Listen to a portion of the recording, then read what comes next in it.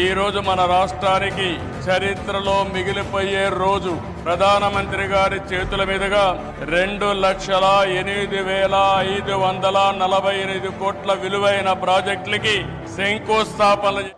దేశానికి ముంబై ఏ విధంగా ఆర్థిక రాజధానిగా ఉందో మన రాష్ట్రానికి విశాఖపట్నం ఆర్థిక రాజధానిని మరొక్కసారి ఈ సభలో మీ అందరికీ విజ్ఞప్తి చేస్తున్నాను. ఒక ఇన్ఫర్మేషన్ టెక్నాలజీ, ఒక ఫార్మా పరిశ్రమలు, ఒక టూరిజం ఏ విధంగా ప్రమోట్ చేశారంటే నరేంద్ర మోడీ గారు అరకు కాఫీని అనునిత్యం ప్రమోట్ చేశారు.